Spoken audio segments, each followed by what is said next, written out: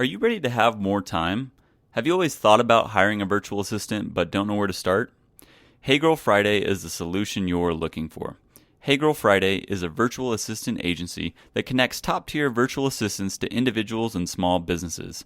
They make it easy to hire a VA with month-to-month contracts starting at 5 hours a week. If you need a teammate who can own your administrative tasks so you can focus on the bigger picture, reach out to Hey Girl Friday today. www.heygirlfriday.com.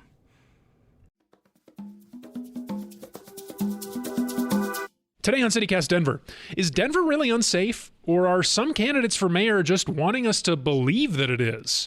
We're looking past the hysteria and digging into all the local stories that mattered this week with one of our favorite returning guests.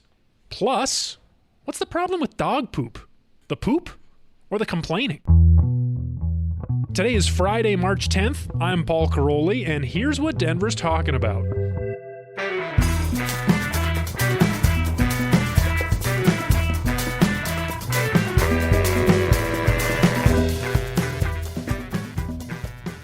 Welcome back to CityCast Denver, the show about the city that is still celebrating the 50th anniversary of the Eisenhower Tunnel. The official day was Wednesday, but I'm sure people are still out there just raging. 36 hours of partying. Eisenhower Tunnel, yeah! Wait, what's the Eisenhower Tunnel?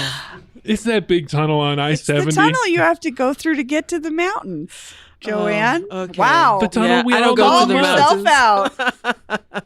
No, I do know what the Eisenhower Tunnel is. Paul, I thought you were going to say we're still celebrating the Avs Stanley Cup win. I did too. That's really where I thought we were going with that. I think they gotta. It's new season. They gotta prove it again. If they want it to be celebrated, they gotta win another one. That's my current position. And they're not going to. But hey, yeah, it's not looking great. It's not looking good. Too many injuries. But yeah, Eisenhower Tunnel, 50th anniversary. That's something, right? It's one of those things that we utilize regularly as Coloradans, and if we didn't have it, it would really suck. So are people really it's worth celebrating? Are they really celebrating? Are you No, being Paul's facetious? being I'm Paul. joking. I couldn't tell. I think they had a press conference at the tunnel like a couple days ago, but yeah. They were like, "Happy birthday, big hole in the mountain." Thanks. That often gets clogged up and closed down and not used. Yeah. All right. Well, you've heard their voices a little bit. I'll introduce everybody. Our regular host, Bree Davies, is here. Bree, welcome. Hi. And we have one of our favorite returning guests. She was a longtime host on Colorado Public Radio, now writes a column for the Denver Post, and makes the excellent podcast, Been There, Done That. Joanne Allen is back. Welcome back. Hey, y'all. So good to see you, Joanne. So glad you're back. This is one of my favorite things to do in all of Denver. I have to admit, I get a little nervous before I come. I really do. We make you nervous. No, you guys don't make me nervous. I make myself nervous. And I get a little nervous, but then when I'm in the Uber heading up Lincoln, I start to relax. And then I see your faces, and I'm so happy to be here because it's fun. It's, you should, folks, if you get a chance to be on CityCast Denver, do it. Well, we love you. We're glad you're here. Yeah. Before we get to the stuff we're going to really dig into today, I have a couple of pieces of business that we need to talk about. One is a clarification from our movie episode earlier this week when I talked to our newsletter editor, Adrian Gonzalez. I said Samuel D. Hunter, the screenwriter behind The Whale, which is up for an Oscar this Sunday. I said he's a Coloradan. This is not the case. He is not from here. He's from Idaho, Moscow, Idaho. Moscow.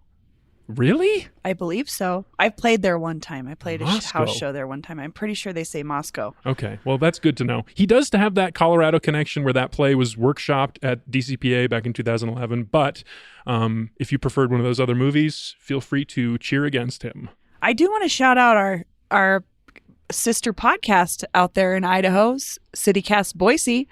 I think they called you out on this. Yeah, that's okay. I mean, yeah, they might have a little bit. They're great. If you have friends in Boise, or if you've ever been to Boise, it's a great listen. But they didn't tell you how to pronounce the city that the writers We'll have to double check with Frankie and Emma. I'm sorry. Yeah, it's but all right. I'm pretty sure. They didn't know that I was going to get that one wrong yet. Joanne, are you excited to watch the Academy Awards this Sunday? I am not. Okay, let's move on. I mean, those awards shows and certain things that I used to pay a lot of attention to and enjoy tremendously just don't hold any interest for me anymore. I'm okay with finding out who won the next day or the day after that or even the day after that. But no, I don't even know who's nominated, to tell you the truth. And I used to follow that stuff religiously. Well, listeners, if you are one of those people who still does follow that stuff religiously or just passively curious, we did have a really fun episode. Me and Adrian talked all about movies, local movie news earlier this week. Go back and find that in the feed. The other piece of business, much more exciting, we are co-hosting an event in April. If you haven't heard about Mortified is a great national events program. They have a podcast. I think they've made a TV show, and it's a show where people get up and they read from their childhood journals and diaries and share secrets and stuff. And on April 13th, listeners, you have the opportunity to see Bree live do that. So David Blatt, who hosts Mortified here in Denver, actually came to my house last week and picked up my childhood journals because he goes through them and finds the juicy stuff for you.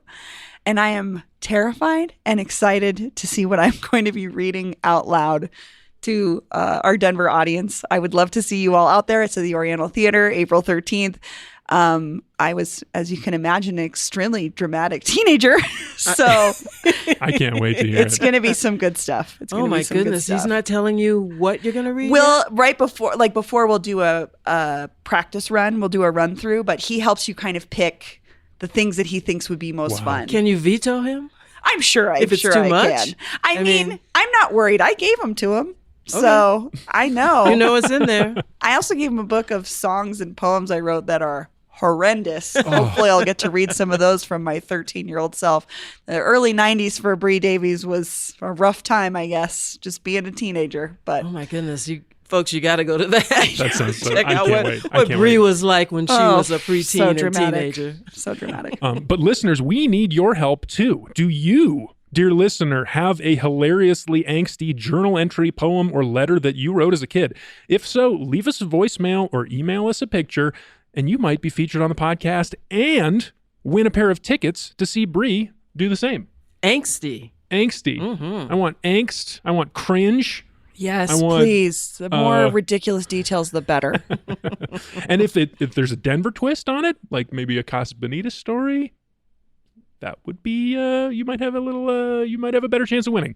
So yeah, we're gonna have all the links you need in the show notes. Our phone number, the Teenage Angst hotline, is 720-500-5418. Check out the show notes for all the information you need. Let's get into our main topic for today. We've been talking about the mayor's race for weeks now. The election is on April 4th. This week, though, one issue really came to the forefront of the race. And I'll say there's a new poll out from Public Policy Polling that found that only 15% of Denverites are satisfied with the city's current approach to public safety and crime. That's according to the Denver Post, which has, along with the rest of the media, put the question of safety front and center in this race. It's been a focus of almost every debate. We've been talking to candidates about it in our ongoing interview series, Mayoral Madness. But maybe we're thinking about it all wrong. Chase Woodruff of Colorado Newsline wrote a really long, detailed piece where he's sort of looked at it from a different angle, and I think we should talk it out. What does safety mean right now in Denver? First of all, the piece is a treatise. I mean, that thing is really comprehensive. So I highly recommend, after this discussion, that if you haven't read it, go to Colorado Newsline and check it out, because it's really, really good. Yeah, I agree. But what do we think? What is safety? I mean, we'll dig into the piece and some specifics, but well, that's kind of what I liked about Chase's piece was he looked at these different ideas of safety, because when it's just this like blob that I feel, particularly in this moment, mayoral candidates shape into whatever they want public safety to mean or be. And Chase really looks at things like traffic deaths, dangerous areas of the city where it's dangerous to be a pedestrian or a cyclist, or, you know what I mean? Or even just a bus rider crossing to get to your bus stop.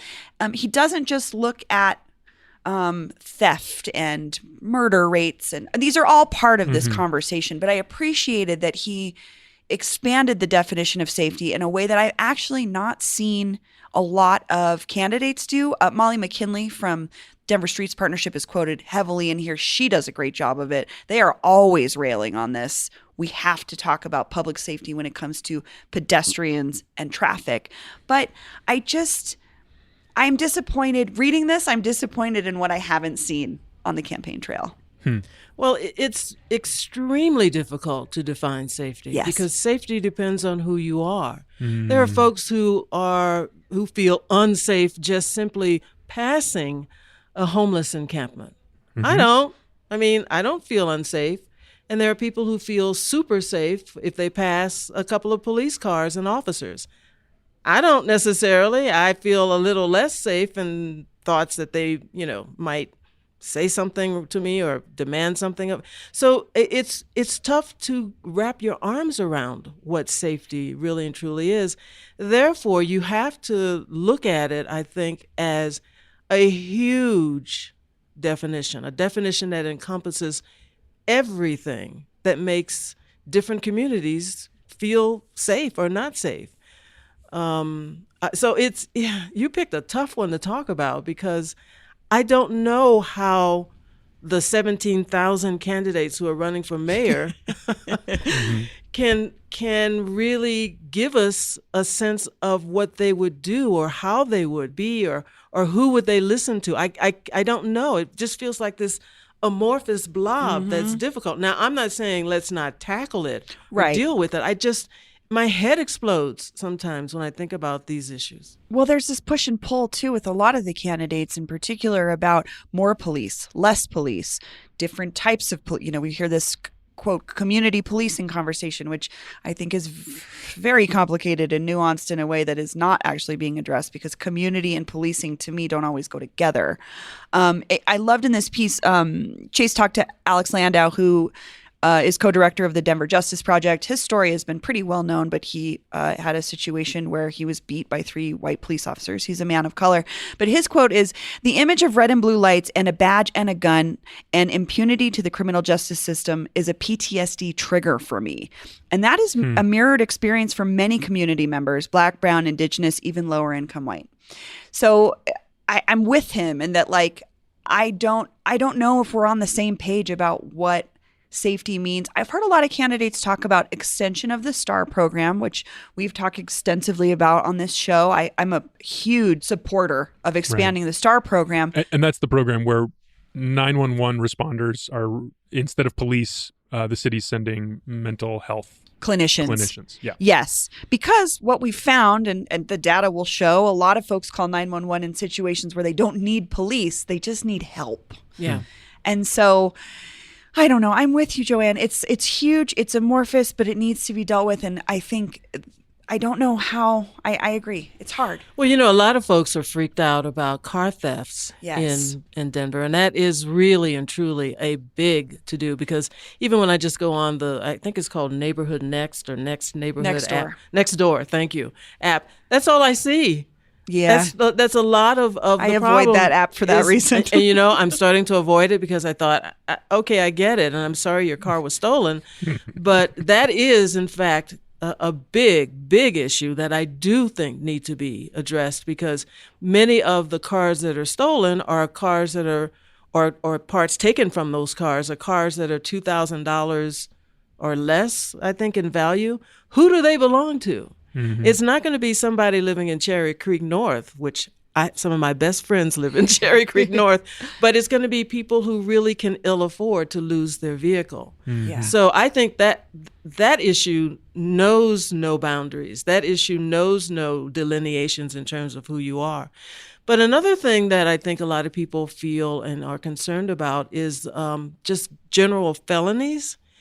One of the things that I read in the article is that, believe it or not, Denver's homicide rate declined to 12.4 per 100,000 residents in 2022. It was 20 per 100,000 in the late 80s and early 90s. I think that points out one of the problems that we're feeling right now is this is the worst Denver has ever been. No, it's not. Crime, and lawlessness is cyclical. So my feeling is that we need to attack these issues, but let's not get all crazy and think, oh, this is an issue, crime is an issue that cannot be solved.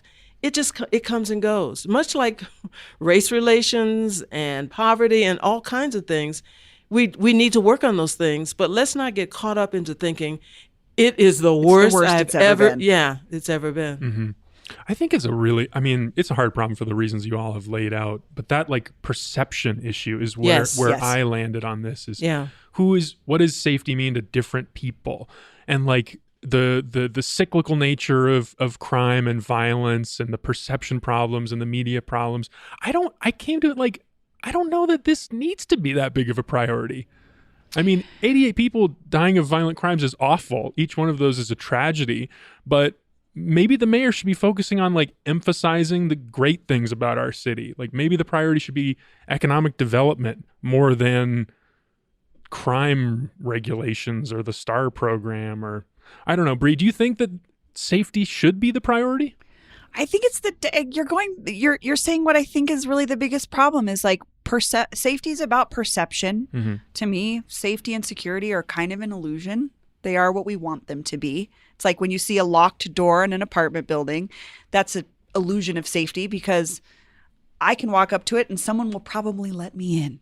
You know what I mean? So it's like, it's really a complex and complicated thing. I think the thing that I'm struggling with in particular in this moment about the public safety conversation is who is the public?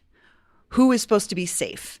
And I've heard this from a lot of candidates equating crime to unhoused folks, these connections between being unhoused, maybe having mental health issues or substance use issues. It's all like getting jumbled up into this conversation. And I think to me, the focus should be on housing, supportive housing, things that give kids more things to do. I'll tell you, I know in my neighborhood in particular, youth violence is a problem. My councilwoman talks about it a lot.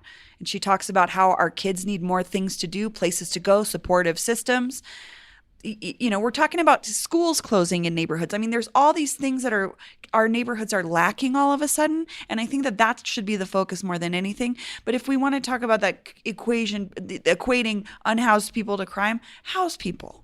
Let's just start there. Mm-hmm. And also, I think the data has showed that unhoused folks are actually more likely to be victims of crime. Exactly. And the people that are perceiving it are people that are walking by the situation and they're upset by what they're seeing. They're not walking by it. They're rolling by it in their cars. Sure. You know, they are seeing something that doesn't look pleasant, granted, but it's really not affecting them, you know? Right. But I agree with you. I think that one of the biggest issues is housing stability and also helping kids to live through these difficult times by giving them stuff to do, by feeding them at school, and supporting them in whatever way they need to be supported so that they do not grow up with that sense of despair that just only drags them down into crime and more poverty, et cetera, et cetera. There's one more quote from the story. But I have to admit, I do like also talking up Denver. I don't know if I heard very much of that going on at some of the mayoral forums that I've heard. It's all about the problems. We've got it's killing me. Well, honey. I mean, sorry, really? But go. Sorry, finish your. No, it's all. I hear all about the problems, and we do need to address problems, but I think we also got to look on the bright side of things, if you will, like you're saying. Yeah. I really don't get it. Like Jared Polis just cruised to victory last November, talking about how great Colorado is, trying to make things a little bit better. That was his message. Mayor Hancock won 2 re-elections on this same thing of just like, let's try to make things a little bit better. I don't know why there are no candidates who are saying Denver's an awesome place, let's make it a little bit better incrementally. I don't understand why that hasn't been a strategy that anyone's taking up. I feel like that would really set you apart from all this doom and gloom you hear from everybody else. Well, I think that CityCast Denver should call up each and every mayoral candidate and ask them, why don't you talk about things that are uplifting? Can you get that done by Yeah, I know. I was like, Tuesday Joanne. or Wednesday? We are a very small actually. team. We got one coming in this afternoon. I mean, I won't say who because you never know what's going to happen, but listeners will hear this weekend. Maybe we'll ask him. Yeah, you'll hear from someone. Yeah. Yeah, I agree with you, Paul. And I think that would be a solutions thing too. Mm-hmm. If there were more solutions presented in a positive light versus harping on this downtown's a hole. And, because I mean, I don't want to also sidestep the fact that some folks do feel unsafe in certain ways where like you may have been accosted by somebody downtown. Like that sucks. I get that. It's not fun. I mean, riding the bus has, I've heard stories. It's been really hard. I just think that there's just like these underlying problems that we need to deal with that would solve a lot of these other issues.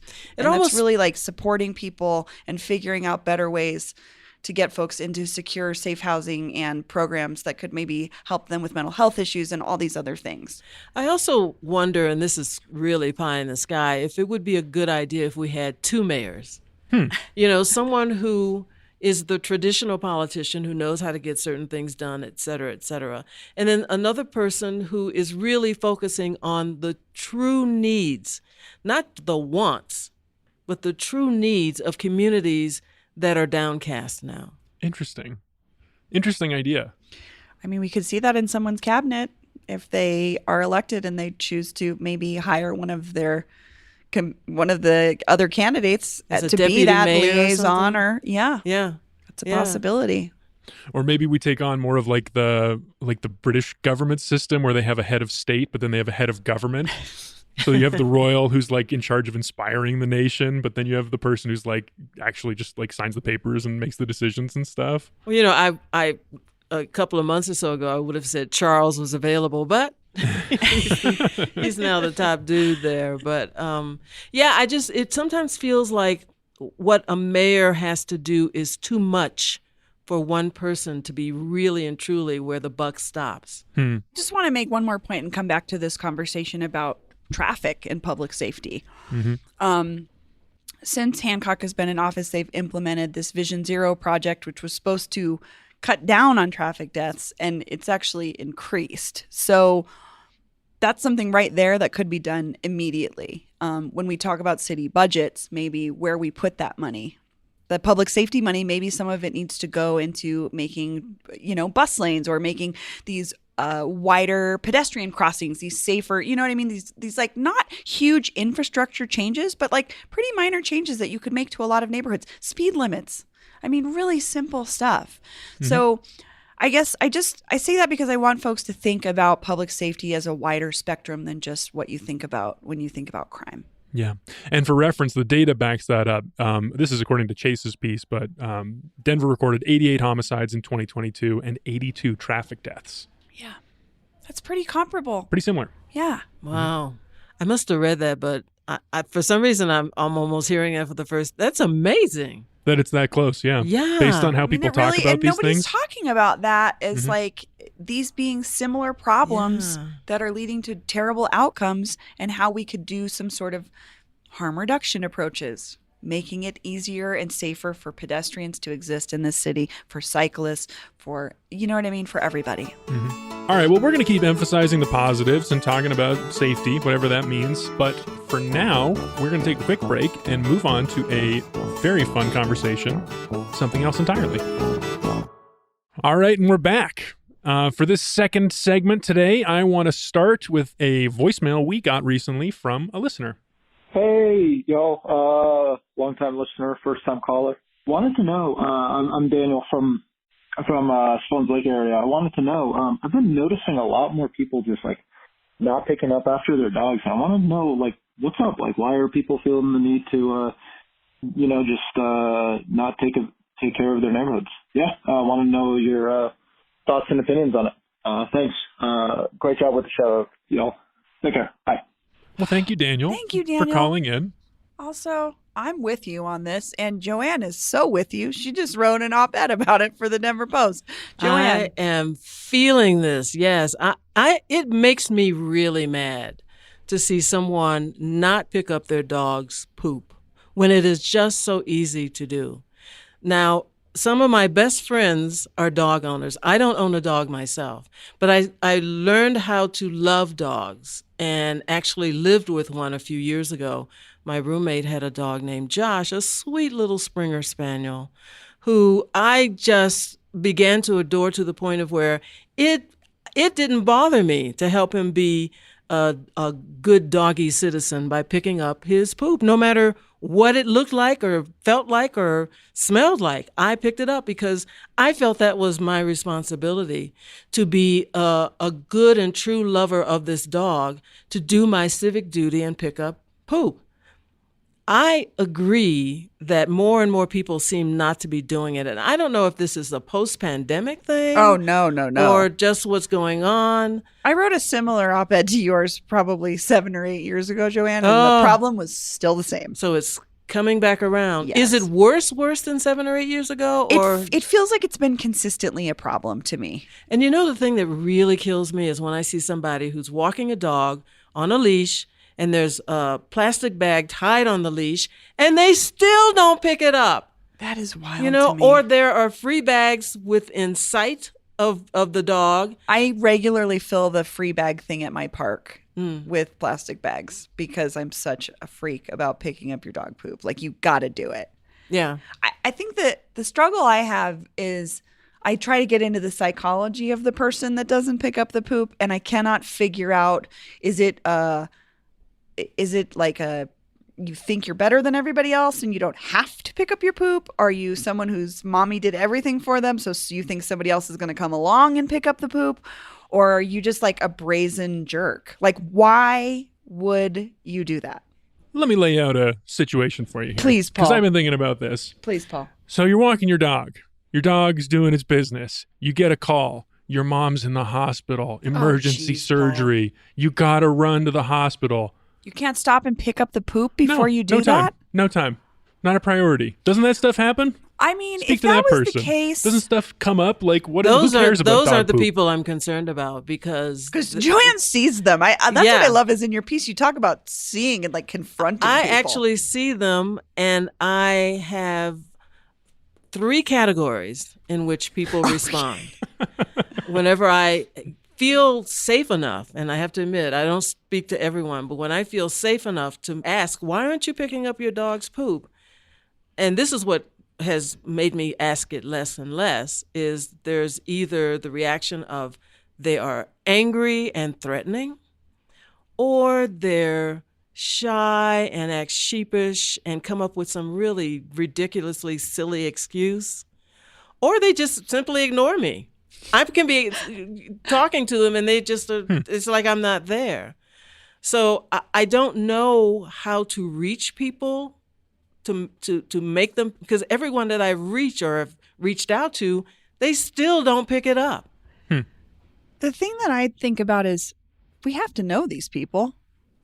So many people in Denver have dogs. These are not strangers. These have to be people that are our friends. Mm-hmm. I will say, some people will say, oh, well, I don't have a plastic bag available. Well, they make rolls of compostable dog poop bags that you can, like you said, hang on your leash. My friend Kia, who walks my dog, sometimes says, I have to use those because if you leave me with a King Soopers bag, I have never met a King Soopers bag that doesn't have a hole in it, so I'm not using that to pick up poop. Maybe that's the problem. All your King Soopers bags have holes in them, and you can't pick up poop with them.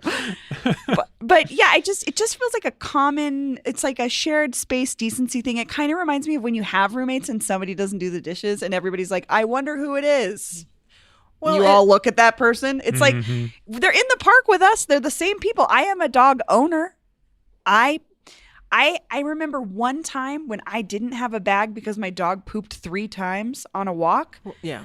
The Catholic guilt in me was so intense. I went home and got a bag and came back and picked it up. Wow. But you Not model citizen. Not to say I'm a model citizen, but it's just not that hard. And I don't think you should have a dog if you can't pick up their dog poop. Sorry. I agree. And no one walks their dog and it's a surprise that they're going to poop. You're generally walking them so they can poop. Right, exactly. So that's that excuse of I don't have anything to pick it up with. It's baloney. It's baloney, because you could also, if you are a good person, you can also say, I'm really coming back to pick it up, and just who knows? announce it to the park. But if you say that, 9 times out of 10, you are probably going to come back and pick it up.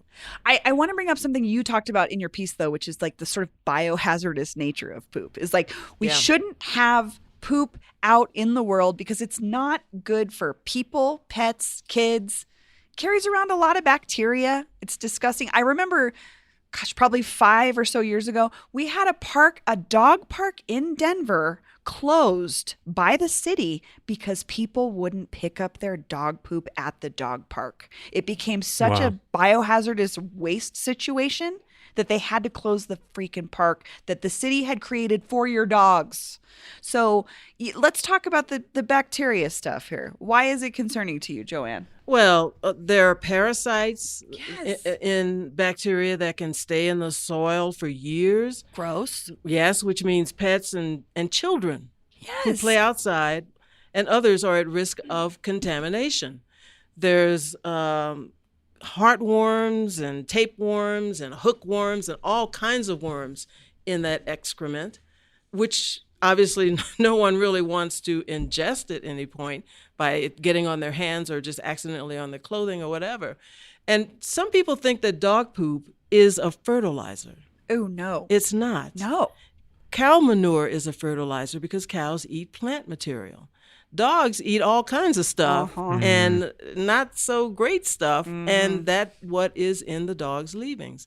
And, poop can throw off an ecosystem's balance, especially when it's in heavily populated areas or near bodies of water, because the poop can go down into the water and it can contaminate it. I mean, there's a myriad of reasons to be a model citizen, to be a good person, to be someone who really shows that you care and love your dog. If you don't pick up their poop, I don't want to hear it. You ain't good. You is bad. Like, sometimes I'll go, bad dog, bad dog. You're like, bad person. I just don't want to do it. Maybe I'll try that. Be like, bad person. Bad person. Bring a squirt bottle, a spray bottle. Yeah, Hey, or pick up your dog. right. Or get a rolled up newspaper if you can find a newspaper Swat and bop at them 'em. on the nose. Yeah. Well, I'd like to continue to play devil's advocate on this one. Okay. Denver does not lead the country in dog ownership. But what Denver does lead the country in is complaining about dog poop. According to a 2021 study from Protect My Paws, this was quoted in the Denver Post, Colorado recorded 15.4 tweets annually per 100,000 population with poop-related keyword complaints. Only 15? That's the metric. Apparently. So yeah, what do you say to that? To Denver's just a bunch of whiners when it comes to dog poop. I would say walk around a park. Yeah.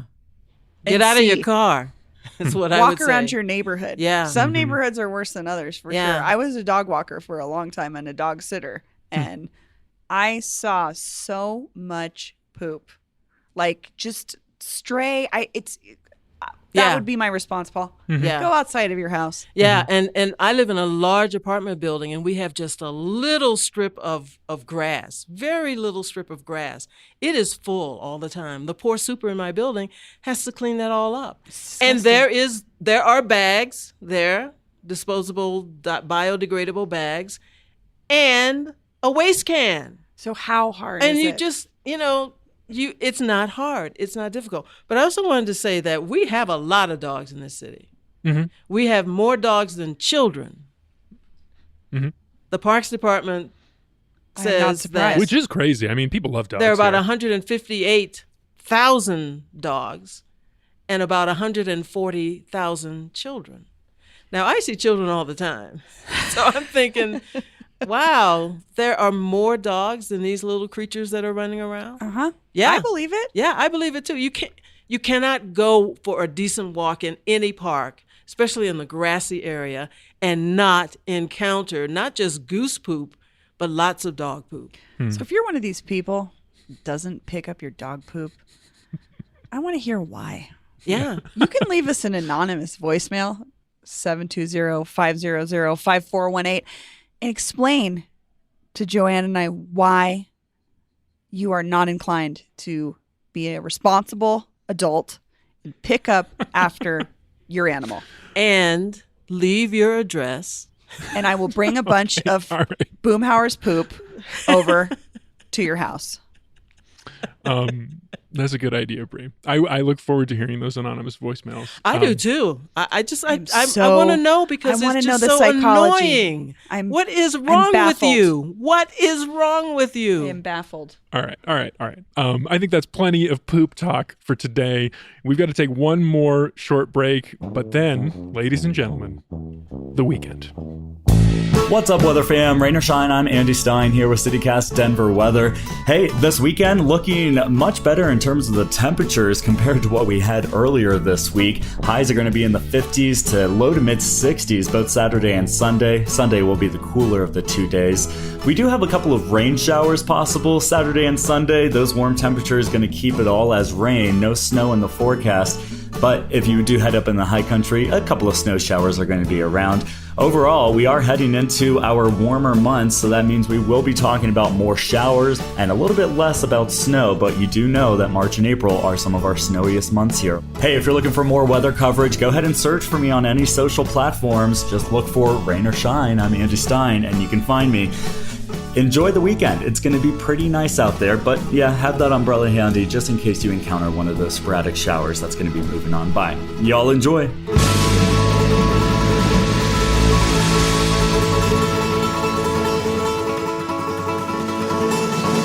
Andy kicked off the weekend, so you know it's time for the official CityCast Denver maybe for your weekend, as in maybe you'll see us there, because as usual, there are so many cool things happening in Denver this weekend, and we have opinions. Joanne, you're excited about this? Best part of the show. Me too. It's my favorite. Adrian Gonzalez rounds up his best bets in our newsletter, Hey Denver, every week, and he's here to give us his top picks. Adrian? Hey, team. Hey, Adrian. Howdy. Howdy. Joanne, that's a lot. That's a vote of confidence. I don't know if I can live up to that. Let's try. You can, baby. Let's can. Try. Go ahead. You should be on the show every day. All right, bring it on, Adrian. What do we got? First event we've got, Denver Restaurant Week is wrapping up this week. We got 3 more days of it, today, tomorrow, and Sunday. So there's 200 restaurants participating, and each of them has 3 levels that you can participate at. $25, $35, $45. You get a 3-course meal, special prefix menus. What do y'all think? I already have a place picked out. I'm going to go this weekend, so for sure. Main Shack, which is the lobster roll. I love that place. The lobster roll place in a little area some people call Low-High.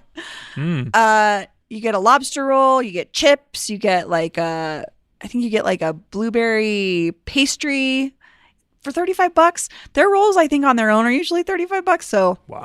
It's a pretty sweet deal. What is the thing behind Denver Restaurant Week? I mean, can you get like really, really high-end food for $45? Yes. So that's the cool part about Restaurant Week is you could try a restaurant you maybe wouldn't otherwise go to because it seems too expensive. You could try their menu for Restaurant Week at that price point, and that might be the one time you go there. Yeah. This year. Yeah. So I'm not going to the most fancy place. I'm just going to the place that has seafood. Yeah, but Main Shack has great stuff. It's one of the few places that you can get good lobster in lobster Denver. Roll, and it's not usually cheap. So this is a good deal. Is it flown in fresh from Cape Cod? I think it swims all the way here, Joanne. All right. Okay. Restaurant Week. That's a pretty good option. What else we got, Adrian? All right, we got 3 days left of that. Tonight, or actually, I should say, they kicked off a little early this morning, but the Denver Botanic Garden has its 9th annual Tree Diversity Conference. So if you are an arborist, a tree lover, they have a bunch of experts coming in from around the world to talk about tree diversity and what we could do to increase it here in Denver and its impacts. Calling all foliage freaks. That's very interesting. That is interesting. Sounds like a compelling and thought-provoking program. Is it going to be outside, or do you know? Inside, outside. It's 6 hours long at the Denver Botanic Gardens. I think part of it is you go through the gardens and check out the trees and hear from different experts. Oh, that would be great. Yeah. Like a guided tour of the gardens. I would love that. It'd be nice to know. And it's supposed to be nice weather, according to Andy. Yeah. There you go. Tree lovers, All right. foliage freaks. Hugs. I love that. Hugs. Love that. All right, what else we got? We got another special weekend. This always confuses me, but St. Patrick's Day is next Friday, a week from today. But the parade is tomorrow, actually. It's going through downtown. Take the kids, celebrate Irish heritage, maybe see some folks get a little too drunk in the streets. My struggle is St. Patrick's Day is on a Friday and it's Lent, so I can't eat corned beef on Friday because you can't eat meat on Fridays. I don't know what I'm supposed to do here. I would argue that that's the most Irish Catholic thing of all, that you have to... It's a conundrum. Yes. Or eat no beef, corned beef. I love corned beef, though. But that's the only thing I like about my own holiday is that the food is delicious. But eat the fake corned beef. I'm going to a They fish have fry. a really great plant-based Reuben at this place Gladys in the Edgewater Marketplace. I've heard that, Paul, and I want to believe you. But It's good. Corned It's beef good. is very beefy. It's hard to replace corned Yes. beef, but this is I a fun might try. event. I might try. Okay. But you know the it's on Saturday because isn't it always on Saturday, the parade? Is the parade on Saturday? Yes, it is. It is Okay. tomorrow, I'm Saturday. sorry. Didn't mean It's to usually the confuse week folks. before, which is still confused. Oh. I don't know why they do it, but anyway, it's Oh, tomorrow. I see what you mean. Yeah. It's after St. Patrick's St. Day. Patty's Day. Okay. What's before? St. Patty's No, is it next is- Friday. Okay. The parade is this tomorrow. Oh. And St. Patty's isn't until next Friday. Okay. But that's because the parade is usually on a Saturday. yeah. isn't it? So it's Yeah. this coming Saturday. Yeah. So it would have to be tomorrow Yeah. in order to. you know, Okay, I before got the- it. yeah, I'll go and yeah. eat my corned beef on Saturday, and then next Friday I can do my fish fry. Thank you. When Look is at that. Lent over, by the way? Easter, April. April. So you got a ways to go. I do. Oh. I do. Okay, what's our last pick, Adrian? I got one more for you. It's going down tomorrow at Trax. There is a drag show, and this one is particularly put together for the Yes for Parks and Homes. So they're promoting a particular vote for the old Park Hill Golf Course. A little confusing to me, but I would love to hear what you guys think. It's a vote yes on Conflicted. 2-0. We got 7 drag performers at Trax, and my homie DJ Buddy Bravo is actually DJing. He puts on a great party. Know, Buddy. I am so conflicted about this presentation of the drag community and yes on Homes and Parks when Yes, tell me more about that. I can't tell you more about it. Well, so this is the the Park Hill Golf Course, maybe the most controversial issue in the city right now.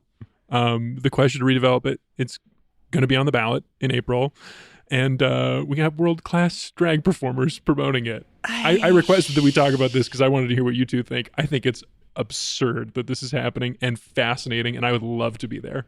Well, I want to know why the drag queens and drag kings, I assume, why are they? What's Great the question. reason? Why? Okay. Why is I this feel happening? very conflicted about this community coming out or being paraded out as part of the support for this very controversial issue. Right. It just feels hinky in a way I can't explain. I don't love it. I don't love it. Yeah, I mean, if you go to the drag show, are you saying that you're for the Park Hill? I don't know. Do you want to support your Question friends? 20? Yeah, It's big names, buddy. you think they're Beyonce. Do you think they're going to have the developer come out halfway through and do a little Lord. talk like affordable housing? Here's why it's or important. come out in drag. Now, Well, that that- would be really cool. I would be interested in Yeah. West Side Drag. Yeah. I have a feeling that's not it. No. I don't think that's what's going to happen. No, I don't It's think gonna so happen either. either. I don't I think you're going to be hearing I about area just median don't- income either. I don't know. Something It doesn't is. sit It is right odd. here. It is odd. So that would not be my So pick for the weekend. none of Not us- that I don't want to support all those performers, and no shade to those performers. They're all wonderful, amazing people. This is more of a political conundrum I'm having here. Yeah. All Okay. right, so we got Restaurant Week, we got the Tree Conference at the Botanic Gardens, we got St. Patrick's Day Parade, and the drag performers for the Park Hill Golf Course redevelopment.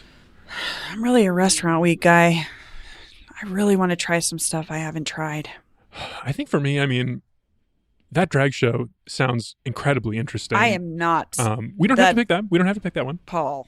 That's okay. We don't have to pick that one. It's too controversial. The other one that's It's grabbing. not controversial because it's a drag show. It's controversial because it's about a golf course vote. And- I want to and clarify if- this if is you not folks about the performers. Could see Yes. Bree's face. She Oh, I got just, really like- serious when she was like, I don't know saw about those this. ads. Those ads were promoted to me on Twitter, and I just did not like it. I was like, I don't like pushing the arts community into and the queer community into this really controversial situation. It's not fair. Because it makes it look as though the queer community supports that's this. Exactly. And I don't know if that's the case. Yeah.